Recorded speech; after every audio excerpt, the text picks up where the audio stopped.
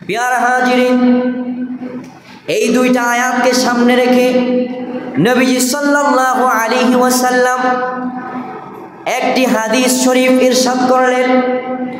নবীজি সাল্লাল্লাহু আলাইহি ওয়াসাল্লাম বললেন যে আল্লাহ তাআলার দরবারে পবিত্র জিনিস ছাড়া আল্লাহ তাআলার দরবারে কোনো কিছু কবুল হয় না।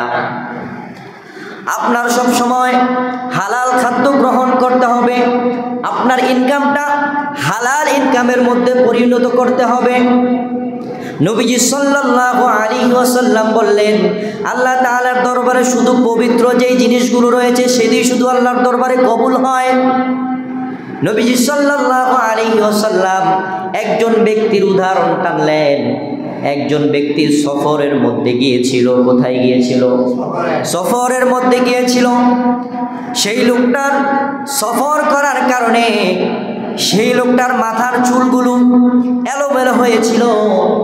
সেই লোকটা আল্লাহর দরবারে বারে বার দোয়া করতেছিল যে মালিক আপনি আমার দোয়াগুলো কবুল করে নেন। কি করে নেন? কবুল করে নেন। সেই লোকটা সফরের মধ্যে যে আল্লাহর কাছে বেশি বেশি দোয়া করতেছে, আল্লাহ আমার দোয়াগুলো কবুল করেন। হাদিস শরীফের মধ্যে রয়েছে কোনো বান্দা কোনো ব্যক্তি যদি সফরের মধ্যে যায় আর ওই সফরকারী ব্যক্তি যদি আল্লাহর দরবারে দোয়া করে, আল্লাহ রব্বুল আলামিন তার দোয়াগুলো কবুল করে নেয়। ওই সফরকারী ব্যক্তি আল্লাহর কাছে দোয়া করতেছে, ইয়া রব্বি, হে আল্লাহ আমার দোয়া কবুল করে নেন। এই কথা বলার পরে নবী করিম সাল্লাল্লাহু আলাইহি ওয়াসাল্লাম সাহাবীদেরকে ডেকে বলে, ও আমার সাহাবীরা, দেখো এই ব্যক্তি সে আল্লাহর দরবারে বারে বার দোয়া করে, বারে বার দোয়া করে, ইয়া আল্লাহ আমার দোয়াগুলো আপনি কবুল করে নেন, কিন্তু দেখো তার ইনকাম গুলো হচ্ছে হারাম। তার ইনকাম কি? হারাম। তার পোশাক রয়েছে, পোশাকটাও হারাম। সে যা খেয়েছে ওইটাও হারাম। যা কিছু তার শরীরের মধ্যে যা কিছু দেখো পুরোটাই তার হারামের দ্বারা ভরপুর করে সে রয়েছে। নবীজি সাল্লাল্লাহু আলাইহি ওয়াসাল্লাম বললেন, ও আমার সাহাবীরা, তার শরীরের মধ্যে যা কিছু দেখতেছো পুরা যা কিছু আছে সব কিছুই হচ্ছে হারাম। এখন তোমরাই বলো, যদি তার শরীরের সব কিছুই যদি হারাম হয়ে যায় তাহলে তার ইবাদত আর তার দোয়া আল্লাহর দরবারে কেমনে কবুল হবে?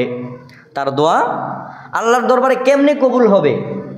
কারণ তার শরীরের মধ্যে যা কিছু আছে সবটুকুই কি? হারাম। হারাম দিয়ে ভরপুর। তো নবীজি বলতেছেন যে কেমনে তার দোয়া কবুল হবে? কারণ তার খাবারটাও হালাল না, তার ইনকামটাও হালাল না, তার পোশাকটাও হালাল না, পুরোটাই হারাম।